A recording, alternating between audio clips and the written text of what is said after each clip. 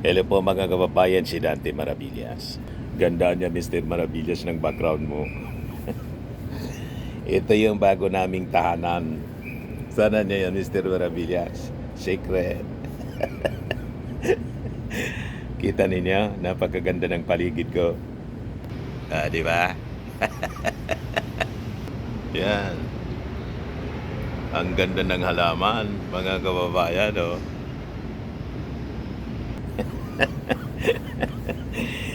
Ito yung bago nating tahanan mga kababayan. Anyway, pag-usapan natin yung mga mainit na topics, mga mainit na balita. Kahit Sunday po, mainit pa rin yung politika. Di ba po? Pag-usapan natin yung mga possibilities before February 6. Bakit niya Mr. Maravillas, ano yung ganap sa February 6? Yung po, pag-lapse ng impeachment, 1 year par sa impeachment po ni Sara Duterte. Di ba po, mag-lapse na, mag-expire na. Nagkikita natin ang possible preemptive strike ng kampo ng mga Duterte. Siyempre, gagalaw din sila. Alangan man magpapabaya lang. Di ba? So may tinatawag din sila mga kababayan kung sa gira. May alintulad natin mga kababayan noong panahon ni George W. Bush. Preemptive strike. Di ba po? So makikita natin yung mga galawan po nila before February 6 mga kababayan. Kasi po, sa totoo lang po mga kababayan, sa politika, bibihira po yung sabay-sabay na mga pangyayari na walang disenyo. Laging may nagkukumpas po. Diba? That is normal, mga kababayan sa politika.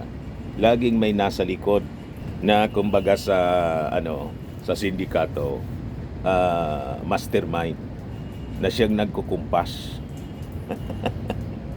So ngayon po na may draft date na ang impeachment laban kay Sara Duterte. Ang tanong ngayon mga kababayan, hindi kung may gagalaw, kundi sino yung unang gagalaw po.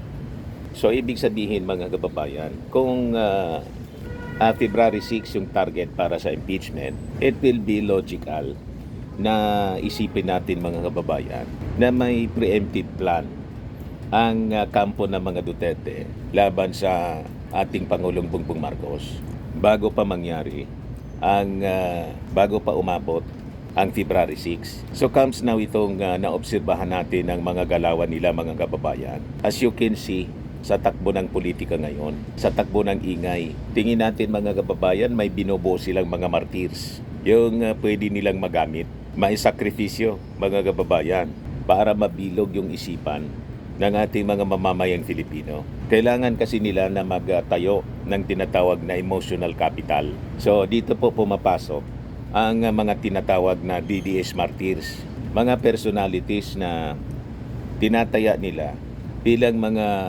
pabiktim, mga biktima para po mayanda ang naratibo.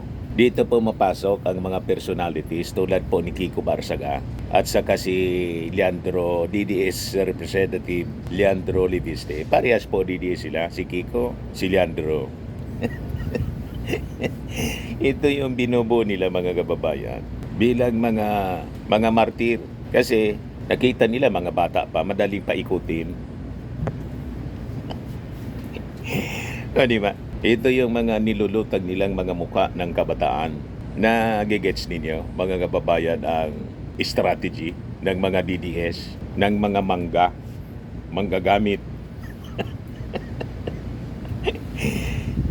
Perfect na gawing martir mga kababayan. Kasi siyempre, kulang pang experience sa politika kung paano pinaiikot ng mga matatandang politiko na nasa likod nito. Alam naman ninyo po yung mga kabataan. Tulad ni Kiko, gustong-gustong maging bayani.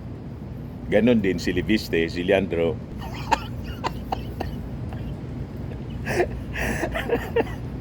Sabi ko sa inyo, nung kabataan ko, pag ganon din ako, nasa mainstream media tayo, butit na advisean ako ng matinong veteran broadcaster. Sabi sa akin, Noy, hinay, Noy, baka mapahama ka.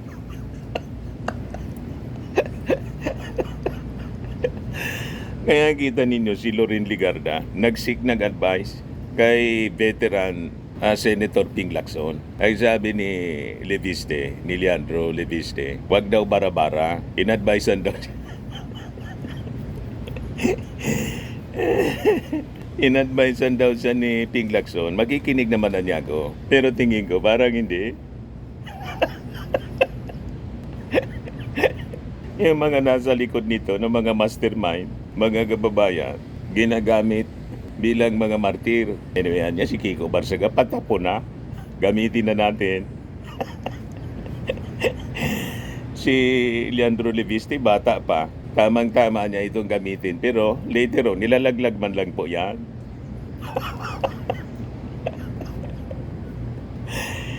Ganon ang laban sa politika po. Lalo sila may access sa media, not only sa mainstream, kundi sa social media. Sarili nilang tira lang ng tira, walang trino. O, tingnan ninyo, nagkabulbul na yung buhay ng dalawa. Madali kasi silang gawing simbolo ng inaaping boses. Madaling paikutin kasi siyempre kulang pa ang kanilang experience sa politika. Si Kiko halimbawa, hindi na din nakikinig sa magulang kasi matigas nga ang ulo. Yun ang naturalisa niya. Si Leandro Leviste naman po, anak ni Loren, anak ng dating gobernador. At biglang lumobo yung kanya mga kababayan na pagkakilala sa kanyang sarili kasi at young age, biglang naging bilyonaryo dahil sa kanyang solar business na ngayon po nagkabulbul na. Sinampal po ng DOE ng 24 billion penalty.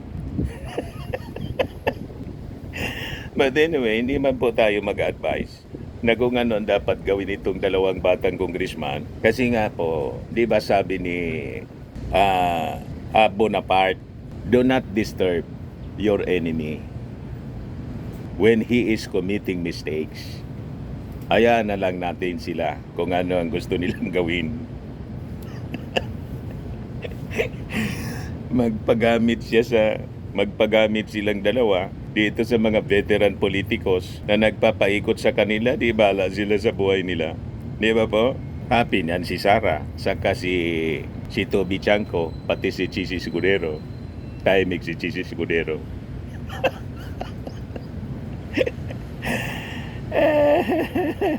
So kung titingnan natin mga kababayan, itong dalawang batang congressman, halimbawa si Kiko, hindi basta siya concerned citizen, siya po siyang aktibong politiko na may malinaw ding ambisyon. Kaya lang kulang sa experience sa buhay. Akala niya tama yung kanyang mga pinagagawa. So sa kakulangan mga kababayan ng kanyang legislative achievements, ang pinakamadaling kapital yung mag-ingay, lalo ganun ang personality niya. In-exploit naman ang kanyang mga handlers nasa likod, mga manggagamit. So ngayon, pinaproject niya yung kanyang sarili bilang isang anti-corruption crusader. Kaya lang mga kababayan, ang problema, hindi man siya pwede na mag-angkin ng moral high ground. Kasi siya po, malinaw na produkto rin ng matagal ng political machinery ng sariling pamilya. Galing po sa political dynasty din siya, mga kababayan. Kasi po, ang pagiging maingay, hindi man po siya automatic na katumbas ng pagiging malinis. Tama po. Ganon din po si Leandro Leviste. Ang laban po ni Leviste, hindi po simpleng paghahanap ng katotohanan. Sa tingin natin, ito po ay laban para po sa interes ng negosyo nila. Nakita naman po natin na sa ilalim po ng previous administration, Duterte administration, mabilis ang naging daloy ng kita ng kanyang solar ventures. Biglang naging bilyonaryo. Biglang sinampal po ng 24 billion penalty, fine. Balik siya sa dati. Di ba? Malamang mabankrupt. Kasi po sa ilalim ng Marcos administration, mas maigpit po ang pagtingin sa mandato, compliance at performance ng prangkiyesa. Ito ngayon ang sinusuri. Kapag kasi po ang negosyo ay nasusuri, ang reflex po ng negosyanteng apektado ay gawing politika lang usapan. Ito na ngayon ang narrative ni Leviste. Iniipit siya dahil sa Capral Files. Sabi po ni Garin, matagal na nga niya siya, yung mga kontrata niya, service contracts hindi man natupad, kaya tinerminate namin niya. 40 service contracts ang tinerminate namin kasi wala man siya niyang naipagawa. Hindi natupad yung mandato base sa franchise. So nakikita natin yung logical pattern dito. Gawing drama yung personal grievance, gawing simbolo yung sarili, ihanda ang masa para sa malaking political attack. Ngayon, ito yung ating observation. Ito yung masasabi natin na pangunahing katotohanan sa sitwasyon ngayon, mga kababayan. Kapag po ang mga veteranong politiko sabay-sabay na nagiging tahimik sa administrasyon at mas maingat sa kabilang kampo, meaning kampo ng mga Duterte, hindi po siya coincidence. Ito po ay calculation. Palibasa mga veterano, nakagain na po ng mga experiences sa paglipas ng panahon. Nagiging wise sa mga galawan po. Karamihan nito mga veterano, mga mangga. Ito yung talagang mangga. Ginagamit yung mga kabataan para sa kanilang agenda. Kaya kawawa yung kulang ang alam, kulang ang experience, mga kababayan. Sino niya yan, Mr. Maravillas, na nakikita mo mga veterano, tulad po ng mga personalities niya, na tulad ni na Toby Chanco at Chis Escudero, mga veterano na. Sina Toby Chanco at Chis Escudero, tulad ng dati, hindi po sila sumusuporta sa impeachment ni Sara. At nakikita po ninyo ngayon, kapansin-pansin, ang mas bukas na pagdistansya sa administrasyon at nagiging maingat din sila sa pagtrato kay Sara Duterte. Mga wise na eh. Ngayon ang tanong, bakit? Bakit ganon? Kasi po, dahil sa politika, hindi po, hindi ideology ang unang iniisip. Ano yan, Mr. Maravillas? Survival at saka posisyon. Ganon mag-isip mga kababayan ng mga veteran, politikos. Kasi po, kung sakaling maging presidente si Sara Duterte sa 2028, ang mga hayagang kumakalaban po ay maiiwan. Yan ang natural consequence ng sobrang maingay. Kaya dapat calculated yung mga galawan. Ganyan mag-isip ang mga veterano. So kung may naitayong silent support, may panghawakang kapital sa susunod pong power shift. Tama pa, ganon sila. So makikita natin, may malinaw na interes dito po. Halimbawa lang, maging Pangulo si Sara. Para kay Chis Escudero, siguro nasa isip niya, pag nangyari niya yan, muli akong magiging presidente ng Senado. O di ba? Ganon.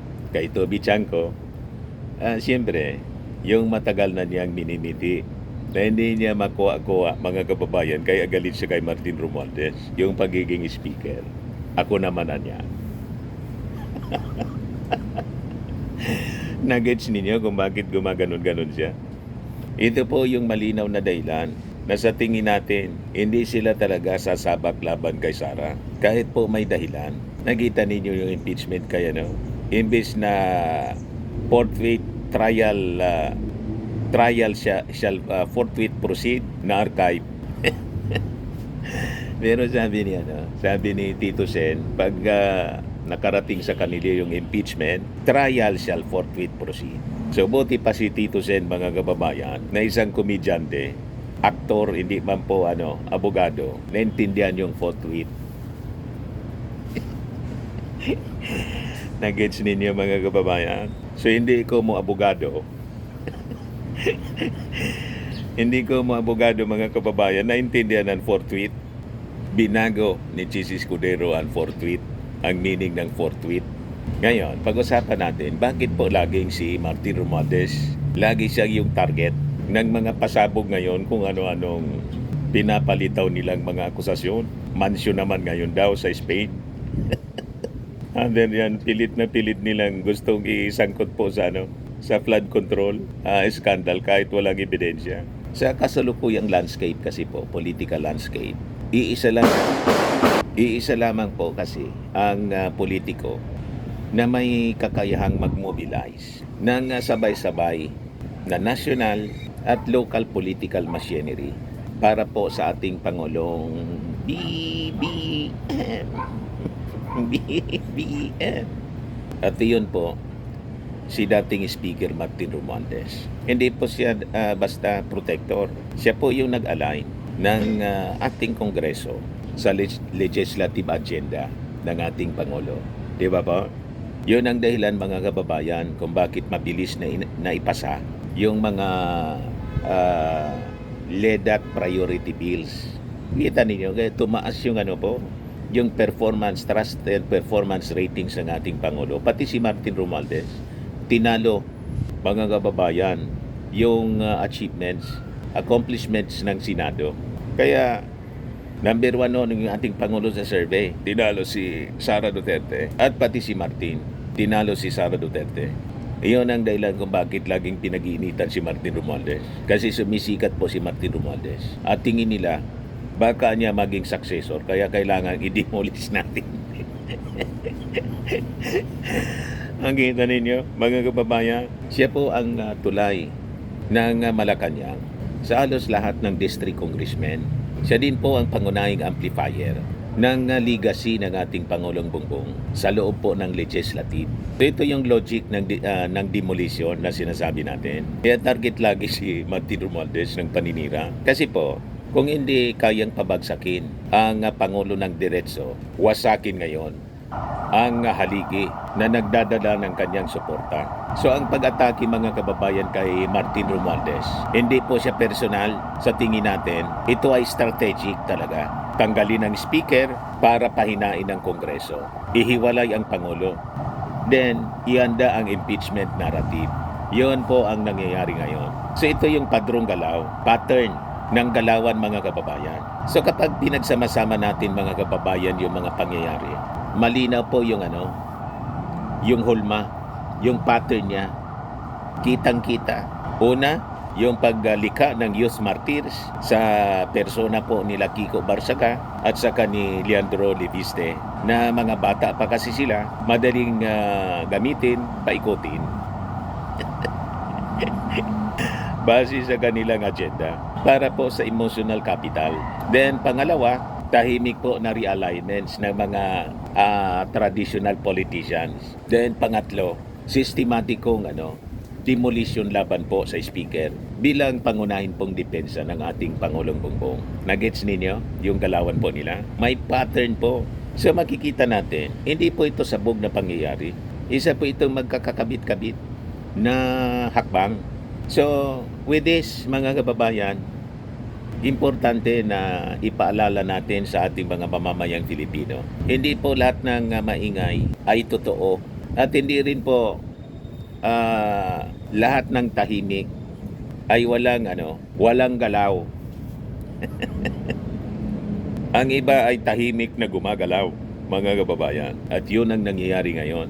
May maingay, may tahimik. So ang impeachment mga kababayan, going back sa ating discussion sa impeachment, hindi lang po siya legal na proseso.